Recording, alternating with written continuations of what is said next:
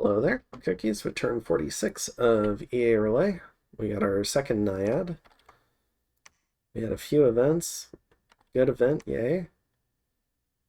Bad event, and good event. Okay. And then another one of my scouts got patrolled out. So, it just is what it is. Alright. So, we have a little bit more going on this turn, so let me go over some of it. We're moving more mages down. Additionally, we've loaded this guy up with items so that he gives +2 morale. However, he has 3 taskmaster now, so he's actually giving +5. So these little bros should be about 12. Or no.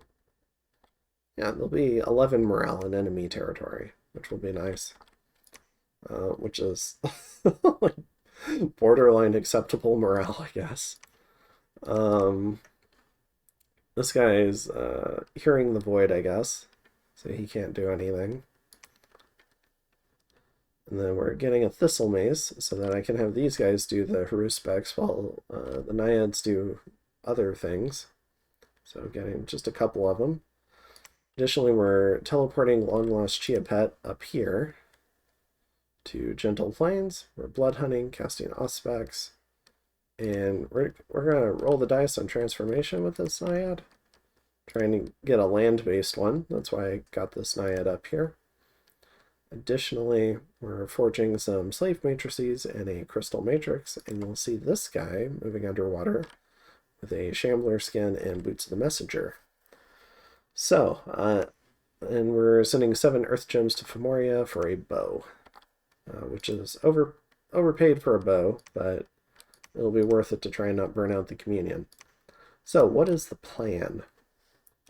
We're going to rush down to Evo 5, so which might take a turn or two before we continue going about our way on enchantment. And if you notice, we've also got Alt 7. And Alt 7 comes with mass protection, but it also comes with fog warriors. So when we got this little bro running around over, the 3 air mages in the event, what that opened up was the ability to plug those air mages into communions.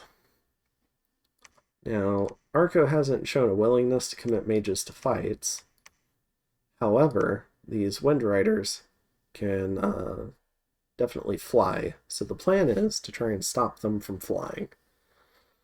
So what we're going to do, and we've got the first slave matrix here, is we're going to craft 8 slave matrices, 1 or 2 master matrices, and the plan is to have this guy turn 1, and he'll have 3 levels because of the 8 slaves. Turn 1, he's going to cast Storm.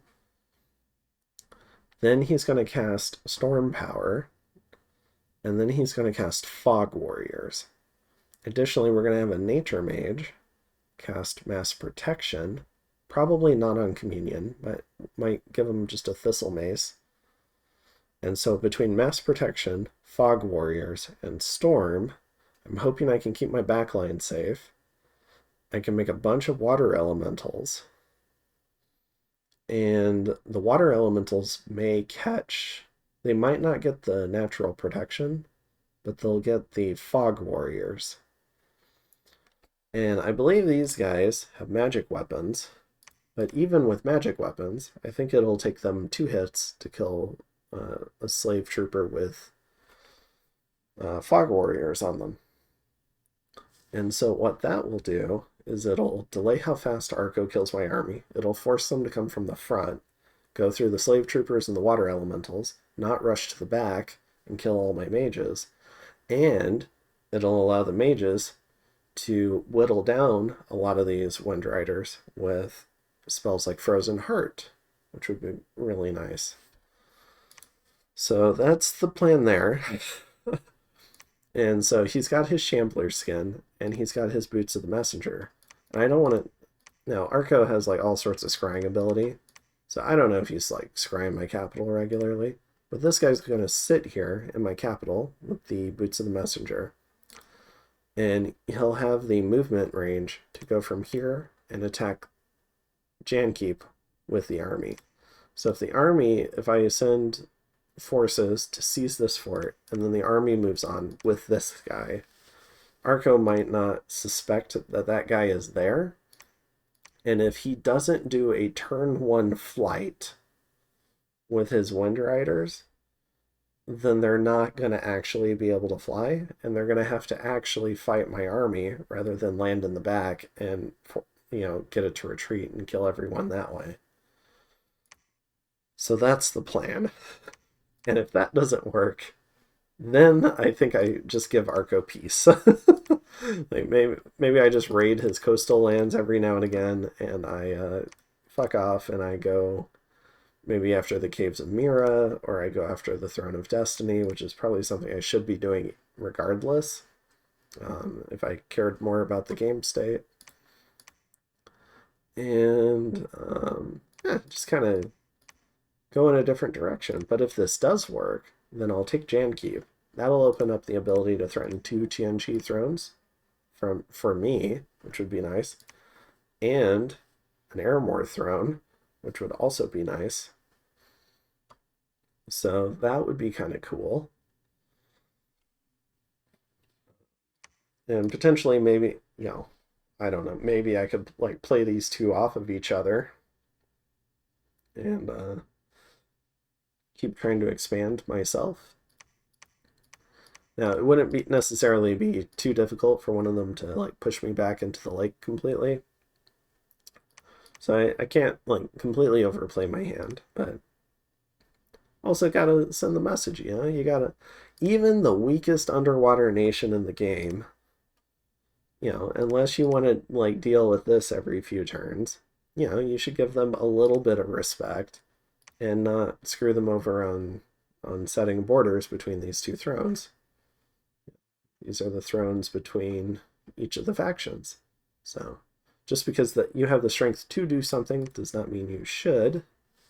So we'll see if I can do something about that.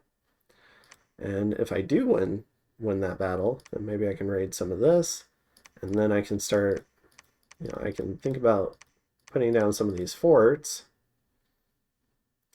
or I can just sit in this fort and think about life. What I'd actually probably do is leave a minimal garrison here and just go back under the water, and then every time he goes to sit on this fort, I would try to counterattack, is what I would probably actually do. So, but just being able to win one of these major engagements would be a nice little morale boost for Relay. Additionally, so that's kind of the idea. That's why we're running down to Storm, and then we'll continue back down for Nexus. We'll get back on that train.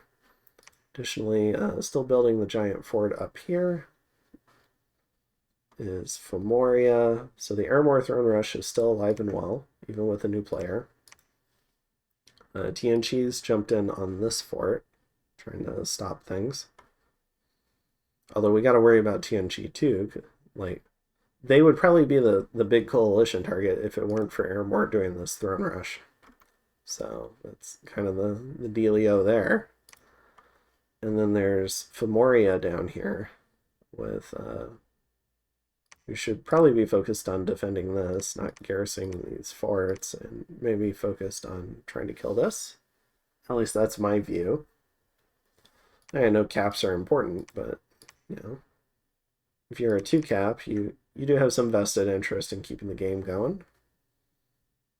I think Airmore is like 1.5 cap right now, and Tianqi is a full 3-cap.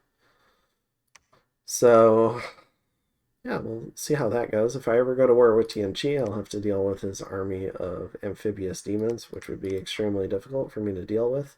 However, I would be able to threaten this throne really well because it's a cave and I have full dark vision on my troops. So I would have one place where I could take advantageous battles, including this cave here. So it'd be cave to cave fighting. I might have to bring supply items though if I roll through there. So that's kind of everything going on in this turn. I'll see you in turn 47.